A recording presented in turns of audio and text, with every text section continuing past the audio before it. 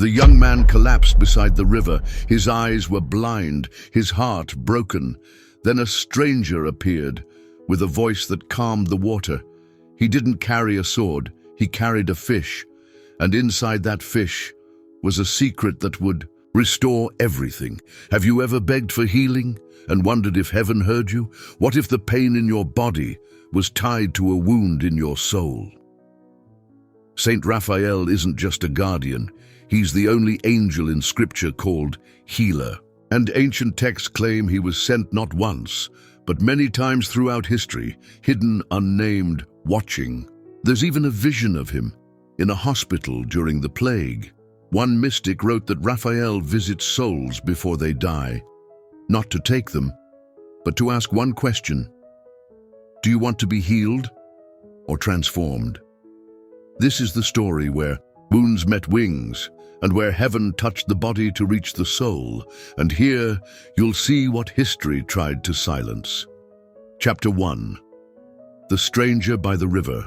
The sun was beginning to sink behind the hills of Nineveh when Tobit, blind and broken, reached for the wall of his courtyard.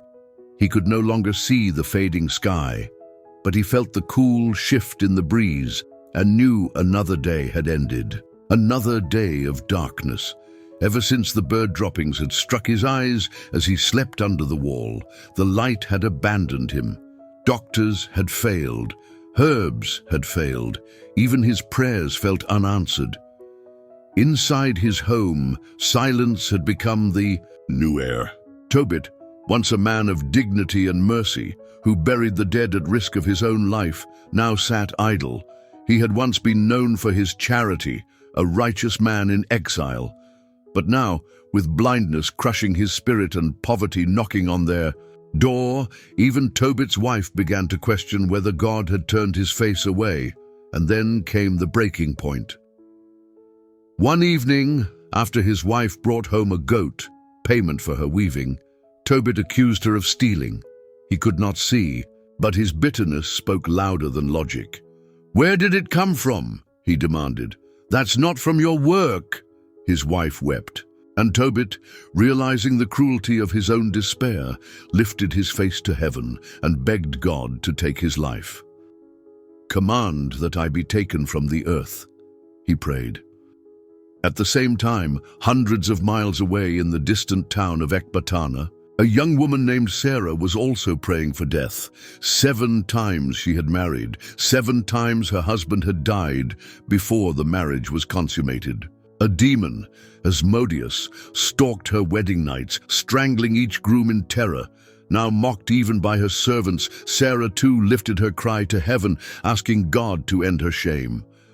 According to the ancient Book of Tobit, it was in the same moment that the prayers of Tobit and Sarah rose to heaven like twin flames, and heaven, silent until then, answered. The Archangel Raphael was dispatched, not in blazing glory, but in the most humble form imaginable, as a traveler. Tobit, unaware that God had already answered him, called for his son, Tobias. "Go to Media," he instructed. "Find Gabael. Recover the silver I deposited with him years ago." It was a simple errand to bring back the family's last hope of financial survival, but Tobit's eyes could not see that this journey had been written in heaven. Tobias, young and unsure, accepted the task. But before he left, his father insisted, "Find someone to guide you, someone trustworthy." Tobias stepped outside and almost instantly saw a man standing near the road. A man with calm eyes and a noble face. A man dressed like any other traveler. Dusty cloak, leather sandals, walking staff. But something in him felt ancient still. "I am Azarias, the son of Ananias," the man said. "I know the roads of Media. I can lead you." Tobias, not suspecting anything divine, brought the stranger home. Tobit, blind and unable to see who stood before him, questioned the man carefully. His voice tested for truth. "Are you of Israelite descent, my brother?" he asked. The man nodded. "Yes. And I know your kinsman Gabael. I've stayed in his house." Tobit, satisfied, bless the journey. He had no idea that under his roof stood Raphael, one of the 7 archangels who stand in the presence of the Almighty. This quiet moment, the archangel dining beside a blind man, carries a beauty almost lost in modern ears. No trumpet sounded, no wings spread, just the gentle patience of God working through the hidden and the humble. Later traditions from early Jewish and Christian sources suggest that Raphael, whose name means God heals, had long been entrusted with missions of healing and guidance. He appears only in the Book of Tobit by name, but his presence in apocryphal texts suggests he had walked among humans more than once, always in disguise, always for mercy. As Tobias packed for the journey, the stranger gave no hint of who he was, but heaven was already unfolding its plan.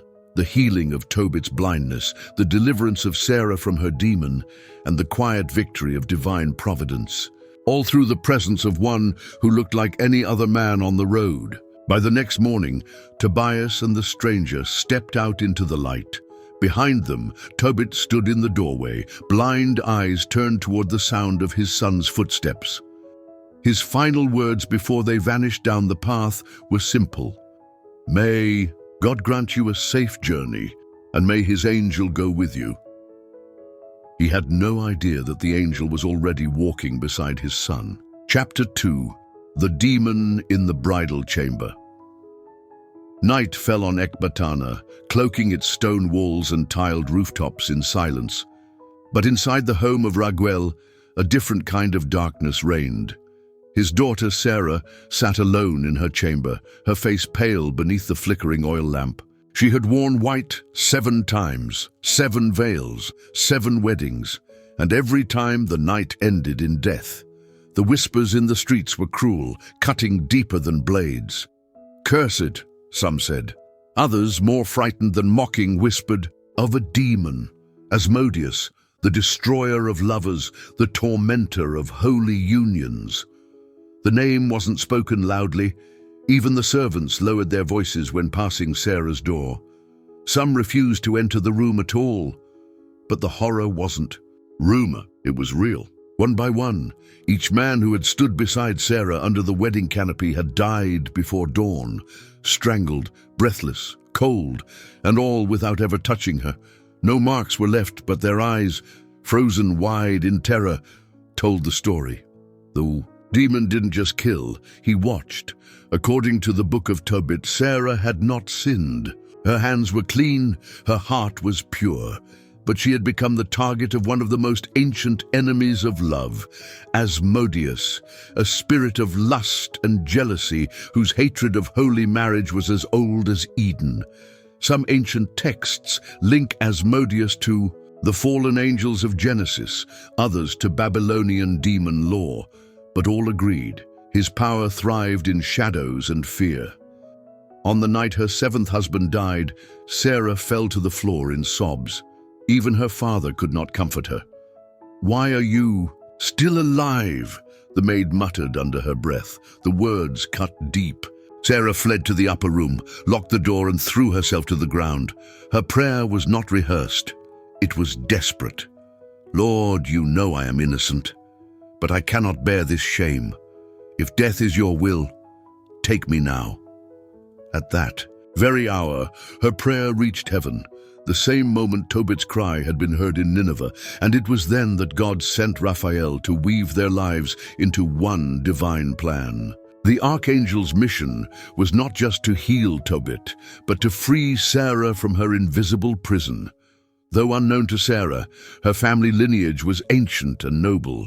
The Book of Tobit names her as a relative of Tobit himself, a connection that would later make Tobias not just a suitor, but the rightful redeemer of her suffering.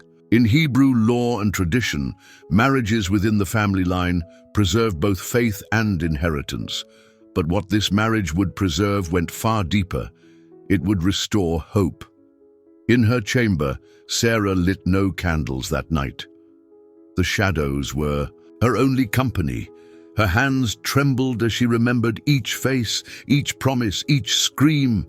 Some early Jewish traditions say that Sarah had begun to fast often, hoping that purity might drive the demon away, but fasting alone could not cast out what was rooted in the spiritual realm. Outside her room, her father Raguel lived in silent dread.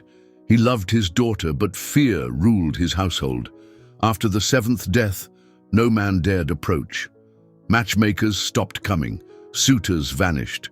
To be joined with Sarah was not a covenant. It was a sentence. The bridal chamber had become a tomb, and yet even in this abyss, God was preparing a miracle no one could predict. Tobias, humble, obedient, unaware, was already on the road to her, and walking beside him was the one being Asmodeus could not touch, Raphael, whose very presence in the story is a signal that no darkness can outlast the light of heaven. What makes this chapter even more striking is how real and human Sarah is. Her suffering isn't abstract. It's social, emotional, spiritual, and completely undeserved. Her prayer is not the cry of someone who doubts God, but someone who trusts him enough to ask for mercy through death. In this, she echoes Job, David, and the prophets, those who lament not from rebellion, but from unbearable sorrow. Centuries later, Christian mystics would see Sarah as a symbol of the soul, tormented by invisible evil, faithful yet afflicted. Her story, hidden in the lesser-read Book of Tobit, has become a beacon for those suffering silently, especially women who carry burdens of shame not caused by their own sin. As this chapter closes, the camera lingers on Sarah's window. No, light comes from within, but far in the distance, two travelers are approaching Ecbatana, one of them marked by heaven.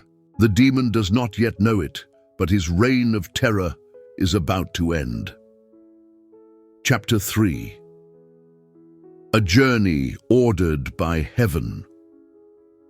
Dust rose in soft clouds beneath their sandals as Tobias and his mysterious guide walked eastward. The heat of the day shimmered off the road, and the rhythm of their steps echoed in the silence between towns. To Tobias, this was a practical journey, to retrieve silver his father had deposited long ago, but the heavens had already marked each mile with unseen purpose. Azarias, as Raphael called himself, walked without fatigue. He never stumbled, never lost his way, and always seemed to know what was ahead before it appeared. Tobias admired him. The man's calm strength, his patience, the way he answered every question with quiet wisdom. It was unlike anyone he had ever met, but he had no idea he was walking beside an archangel. The road from Nineveh to Ecbatana was long, cutting through fields, hills, and rivers. In ancient times, it was a path filled with danger, wild beasts, thieves, and sudden storms. Yet Tobias felt strangely safe. He could not explain it, but something in him felt shielded, even when clouds gathered above or shadows crept across the valley. It was as if something holy walked beside him. As they traveled, Raphael listened more than he spoke, but when he did speak, his words had weight. At night, by the fire, he told Tobias stories of ancestors and the justice of God. Some later Jewish traditions say that angels, when in human form, spoke with the voices of prophets, not loud but unforgettable. Tobias, though young, sensed this was no ordinary man. On the third day of their journey, they reached the banks of the Tigris River. The water flowed strong and deep, reflecting the late afternoon sun like liquid glass. Tobias knelt to wash his feet, letting the cool current run over his skin. But just as he dipped into the stream, a sudden splash broke the peace. A massive fish surged from the water and lunged at his leg. He cried out in terror, flailing as the fish tried to swallow his foot. But Raphael stepped forward instantly. "Catch it!" he ordered. Tobias, shaken but obedient, wrestled with the creature and dragged it onto the bank. Its body thrashed violently, glinting silver and grey. Its mouth gaped wide, still hungry. Then silence. "Cut it open," Raphael instructed calmly. Tobias obeyed. Inside the fish, he found something strange, its heart, liver, and gall. "Keep those," the stranger said. "They hold healing power." Tobias looked at him, confused. "What are they for?" Raphael answered with words both mysterious and prophetic. "The heart and liver can drive away demons. The gall can heal blindness." Tobias paused, stunned. He said nothing, but a thought struck his heart. Was this truly just a journey for silver? Or was God unfolding something far greater? He couldn't have known it yet, but in his hands were now the exact tools needed for the healing of his father and the salvation of a woman he had never met. The fish, in ancient tradition, held deep symbolism. In Babylonian myths, river monsters symbolized chaos. But in biblical narrative, fish often carried hidden purpose. Jonah's whale, Peter's miraculous catch, or Jesus feeding the multitudes. Here the fish was not a threat. It was a vessel of grace, placed by God at the right moment in the right current. That night beside the fire, Tobias stared at the organ-filled pouch in his hands. Raphael, seeing his unease, smiled gently. "Trust, Tobias, every step of this path is known to God." That phrase, "every step is known," would echo in Tobias's heart for years to come. He began to suspect that this journey had never been about silver. It was about obedience, protection, healing, and destiny. They continued on toward Media, the mountains in the distance now growing closer. As the terrain changed, so did Tobias's heart. He began to ask questions not just about directions, but about life, marriage, and the future.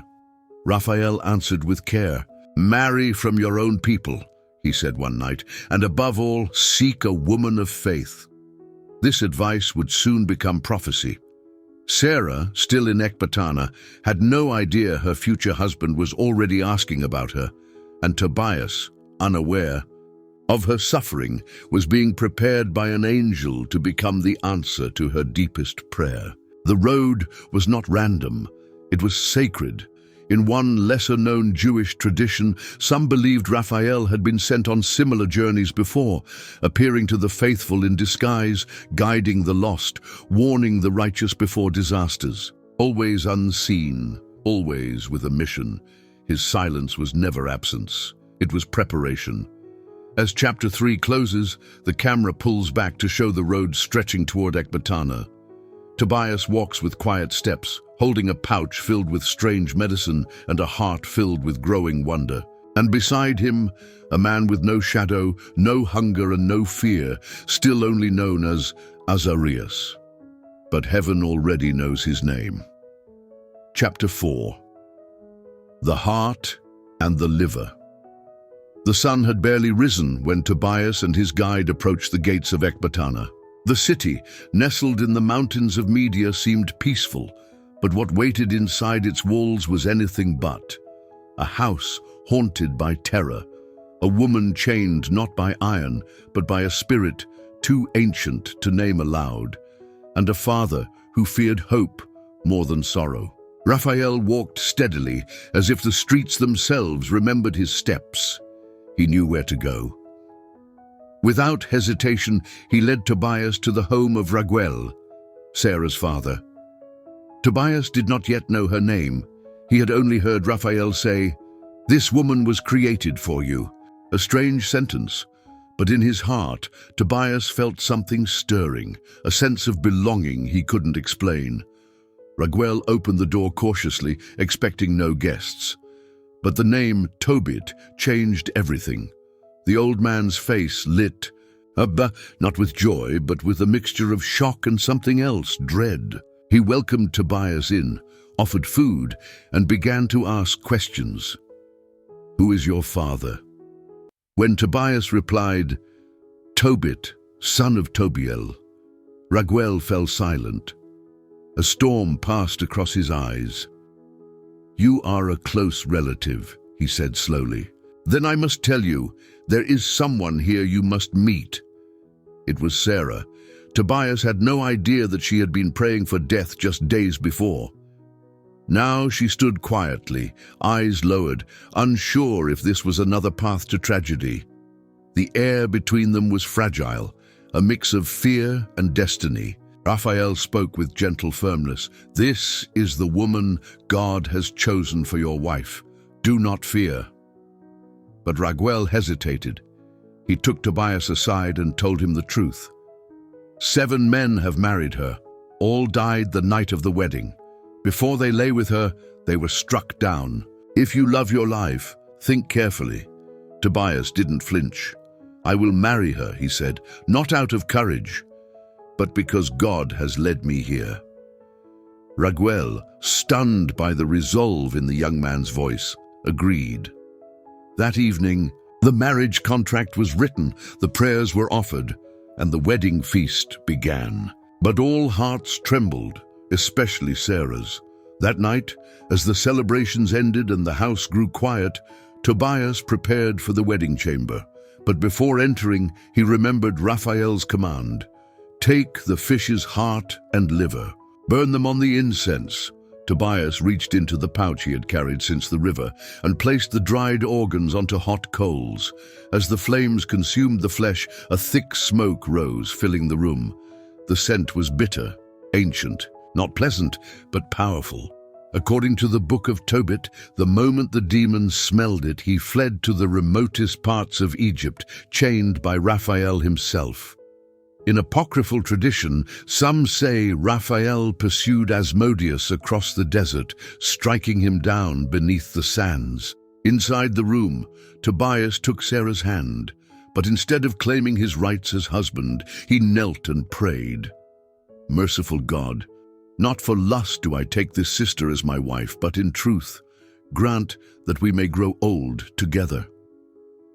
His words echoed louder than any exorcism. Sarah, hearing this, began to weep, not from fear, but from relief.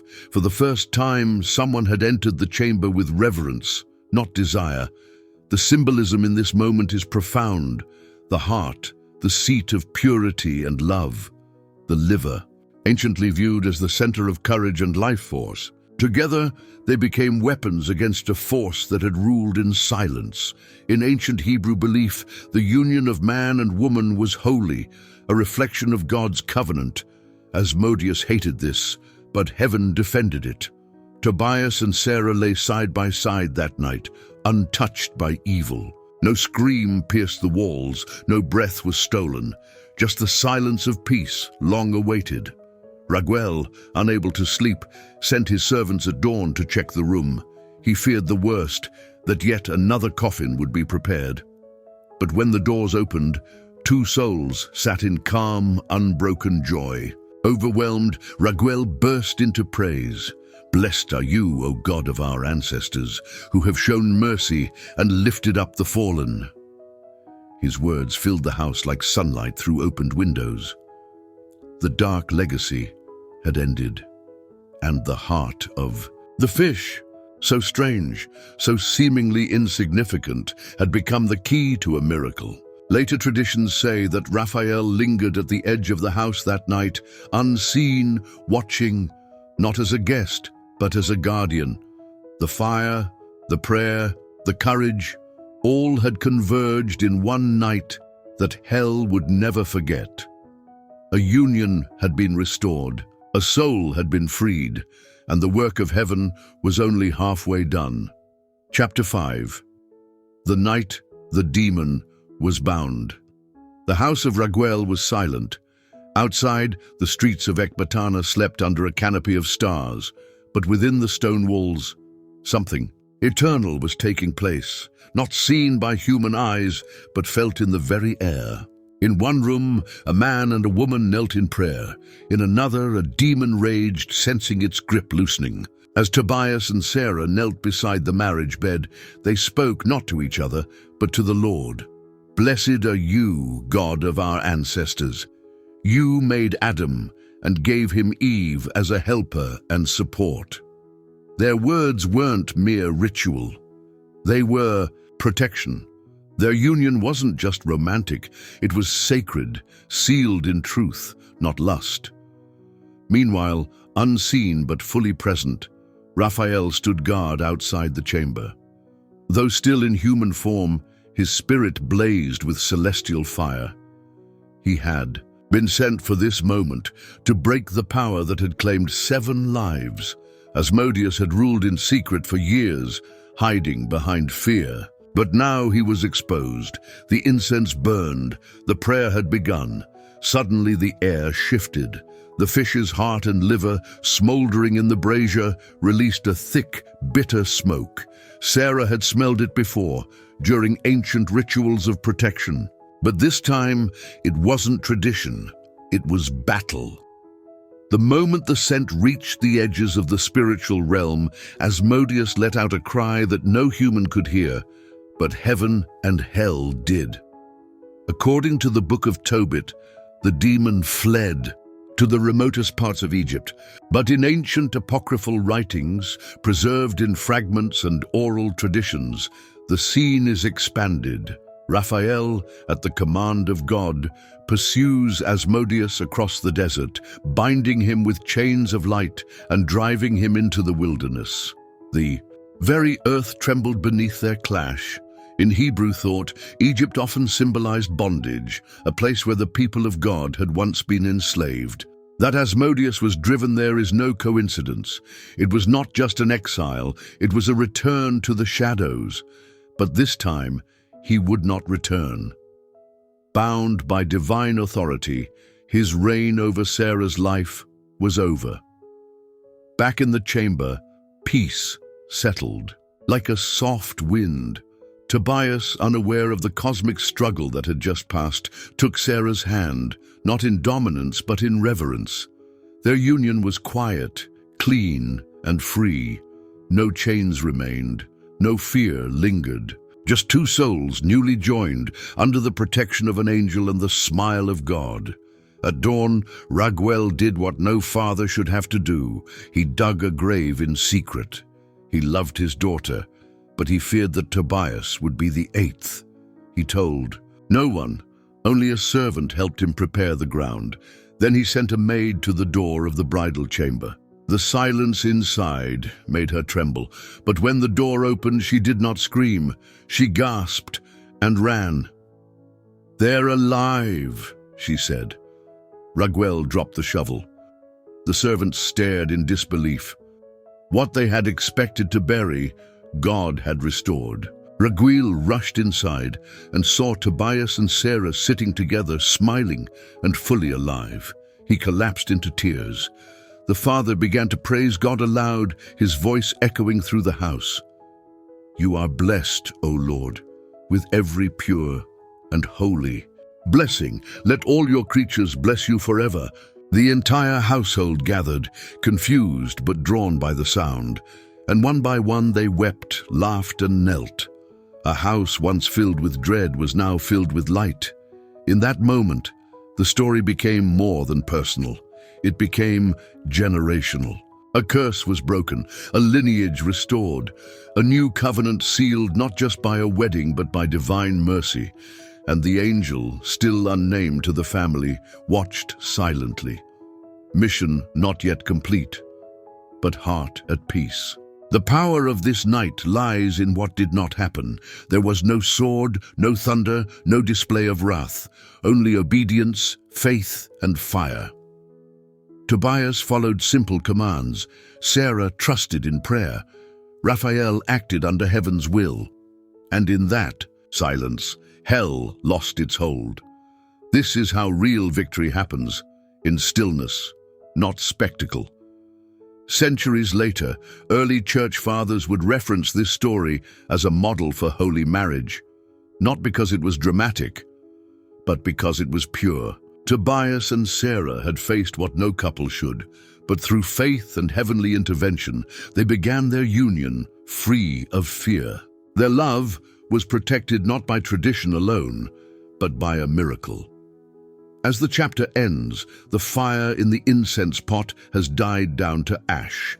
The sun rises over Ecbatana. In the distance, the wind carries no howls, only birdsong. The demon is gone. The angel remains, and 2 lives once destined for sorrow now walk forward under a sky newly opened. Chapter 6. The scales fell from his eyes. The road back to Nineveh was the same path Tobias had taken weeks before, but nothing felt the same. This time, he did not walk alone in uncertainty. He walked with a wife at his side, a secret healing in his bag, and a guide who had already proven to be more than he appeared. Every step felt lighter. The dust, the hills, the sun, all now felt like part of a divine procession. Raphael walked, with quiet purpose, always a few steps ahead. He spoke little, but when he did, his words carried a strange peace. Tobias, filled with gratitude but also a growing sense of awe, began to wonder again who this Azarias really was. No traveler could have known what he knew. No ordinary man could command demons or speak of heaven with such familiarity. Sarah, walking close beside her new husband, carried no fear. Her eyes, once dulled by sorrow, now gleamed with hope. She had known shame, ridicule, and despair. But now she was a living witness that no evil can stand forever. What bound her? For years had vanished in a single night. She said little, but her smile said everything. As they neared the gates of Nineveh, the dust rising behind them marked more than footsteps. It marked a turning point in 2 generations. Tobias carried more than a healing salve made from the fish. He carried the final thread in a tapestry. Heaven had begun weaving long before he was born. And at home, a blind man sat in silence, waiting for what he believed would be death. Tobit had not left his courtyard in weeks. Blindness had stolen his sight, yes, but also his will. Since Tobias departed, he had wondered each day if his son had died on the road. His wife had tried to console him, but his pain ran deeper than her words. And then came the moment, the soft, distant sound of familiar footsteps. Before Tobit could speak, the voice of his wife rang out, trembling, "He's here!" In a rush, she threw open the gate, and there he was, Tobias, alive, whole. And beside him, a young woman whose presence filled the space with light.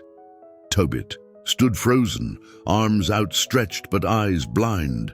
He had waited for this, and yet could not see it. Tobias ran to him, embraced him, and wept. "Father, I'm here, and I've brought someone. My wife." Tobit reached out, touched his son's face, and clutched him close. But Tobias wasn't finished. He turned to his pouch, removed the fish gall, strange and pungent, and spoke softly. "This is what Raphael told me to use." Raphael stood a few paces away, silent, watching. Tobias stepped forward, opened his father's eyes gently, and applied the gall. Tobit flinched. It stung.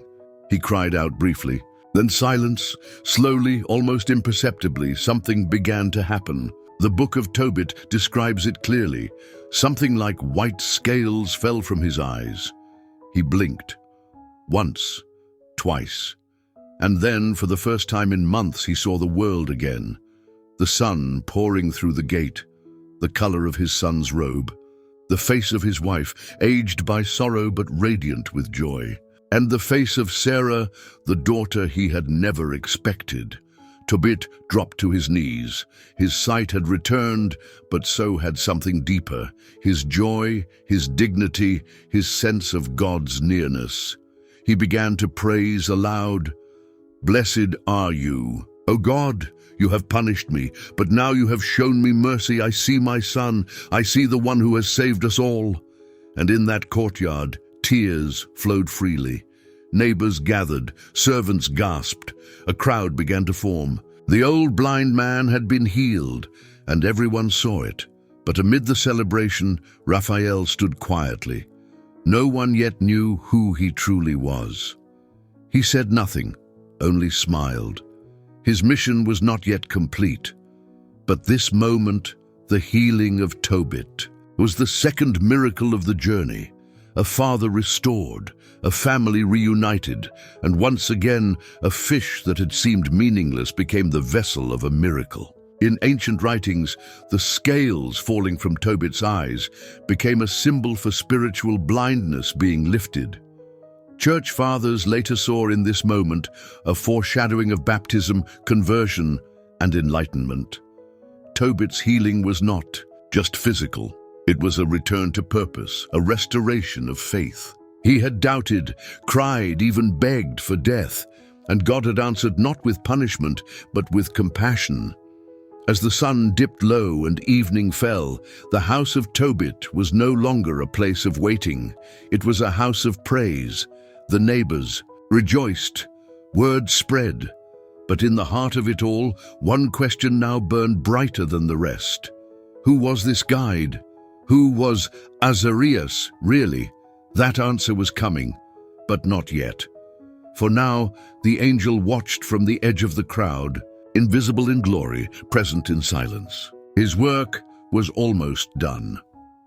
Chapter 7. I am Raphael. The courtyard still echoed with celebration. Laughter, singing, and the soft rhythm of dancing feet filled the air. The aroma of roasted lamb and incense drifted from Tobit's home. Guests filled every corner, many of them strangers drawn by the news. The blind man sees again, and his son has returned with a bride and a miracle. But in the midst of joy, one figure remained apart. Azarias, the quiet guide, stood near the garden wall, watching. His eyes were calm, but his expression carried something deeper, something eternal. For days he had walked among them, eaten at their table, and spoken like any man. But now the veil was thinning. His mission had reached its final hour. Tobit, overwhelmed with gratitude, approached him. "You must be rewarded," he said. "You have guided my son, saved his marriage, healed my eyes. Let me give you half of everything we brought back." Raphael bowed his head. Then with quiet authority he raised his hand. "Wait," he said, "let me tell you who I am." Everyone grew still. The music faded. Tobias and Sarah stepped closer, unsure. The servants stopped moving. Raphael's voice changed, not louder but purer. It rang through the courtyard like a bell struck in heaven. "I am Raphael," he said slowly, "one of the 7 who stand before the glory of God." Silence fell like snow. No one moved. In a single breath, the stranger they had trusted was no longer human. He was an archangel, one of the celestial beings who serve at the very throne of the Most High. Raphael, whose name means God heals. The same angel who had bound the demon, the same who had revealed the power of the fish, the same who had led Tobias safely through every danger. Tobit and Tobias collapsed to the ground, not out of fear, but out of reverence, faces to the earth trembling. Their hearts beat like drums. Raphael looked at them with compassion. "Do not be afraid," he said. "I was sent to test your faith. Because you were righteous, because you gave to the poor and buried the dead, because you prayed without ceasing, God heard you." Then, like the soft pull of a curtain, the angel began to unveil heaven's tapestry. He had been with Sarah the night she prayed for death. He had been beside Tobit when he cried for mercy. He had seen the demon and was sent to break its power. He had taught Tobias how to heal, and he had stood beside them all, quietly, invisibly, lovingly, from the very beginning. "While you were sleeping," Raphael said, "I brought your prayers before the throne of God. I was not sent because of wealth or strength, but because of your heart. I go now to him who sent me."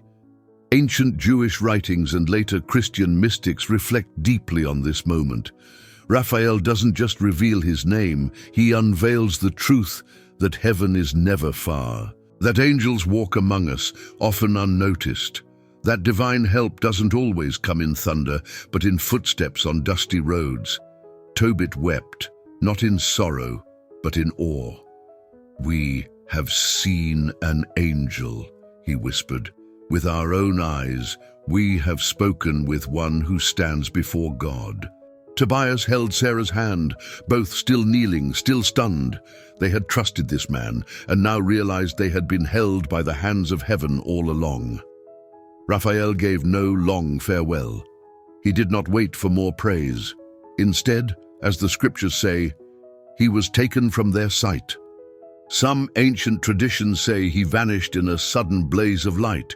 Others say he simply stepped back and was gone, like breath disappearing into morning air. However it happened, no one ever forgot. The absence was almost louder than the revelation. The courtyard felt heavier, holier.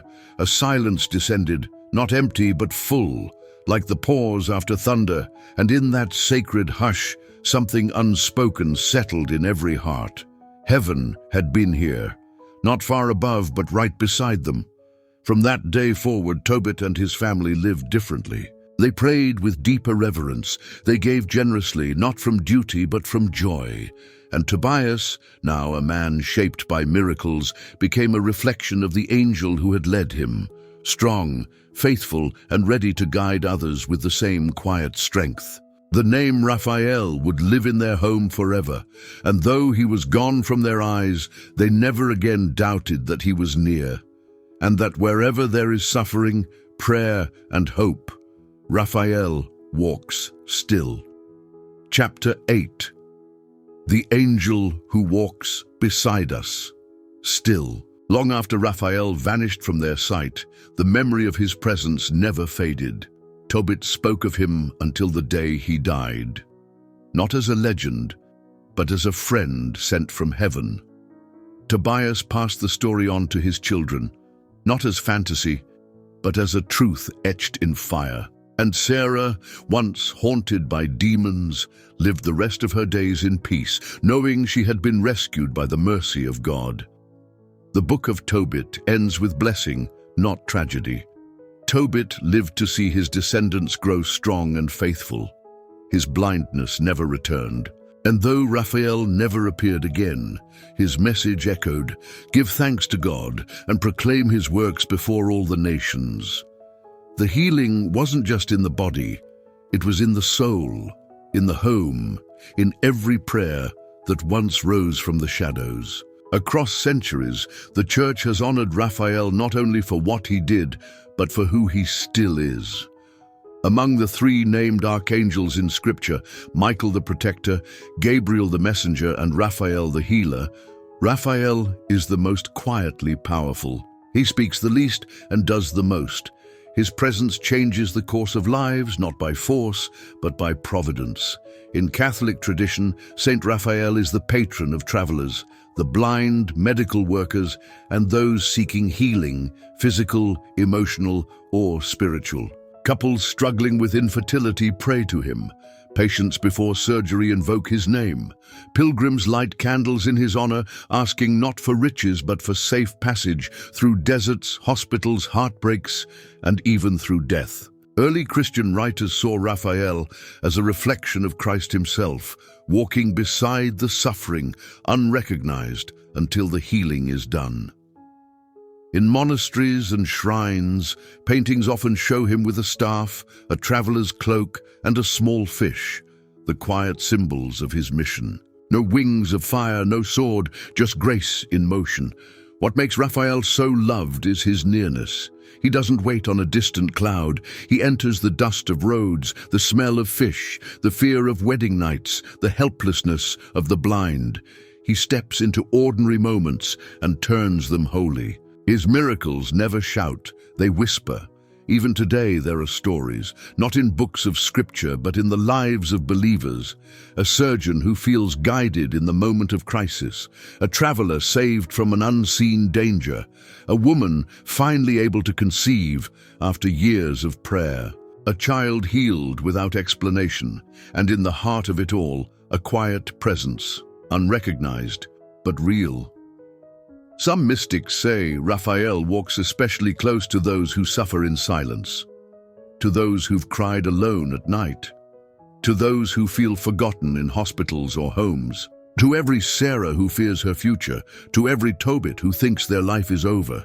His name means God heals, and his presence is the answer to prayers not yet spoken. And when healing doesn't come the way we expect, Raphael stays. Not all blindness is cured. Not every demon flees at once. But his presence strengthens the soul to endure. He reminds us that healing is not always the absence of pain. Sometimes it's the presence of peace in the middle of it. His story ends in the Book of Tobit, but his mission never does. From the ancient roads of Media to the hospital halls of today, from the wedding chamber of Sarah to the hidden sorrows of modern hearts, he still walks, he still listens, he still heals. Chapter 9. Prayer to Saint Raphael, the angel who heals. You who stood beside Tobias, when the road was long, when the demons struck, when the eyes were blind, stand beside us now. O Raphael, servant of the Most High, heaven's silent warrior, bearer of healing, you who walk unseen through deserts and doorways, we call upon you in our hour of need. You were sent by God not in thunder, but in the form of a friend. You guided without boasting, fought without noise, healed without praise. In your quiet obedience, you showed us what true holiness looks like. Not glory for self, but mercy for others. Angel of healing, you know the pain we carry, the wounds no one sees, the questions without answers, the prayers whispered into pillows at night. Just as you stood beside Sarah in the silence of her shame and stood beside Tobias when courage was required, stand beside us now. Intercede for those who suffer in silence. Walk with the lonely, strengthen the sick, protect the travelers, and hold close every soul wounded by fear or loss or despair. Raphael, you who bound the demon and broke the chain of generational sorrow, we ask you now to break every hidden chain that binds us, our families, our hearts. Ask God to heal what no medicine can touch. The memories that haunt us, the guilt that paralyzes, the fear that lies to us about who we are.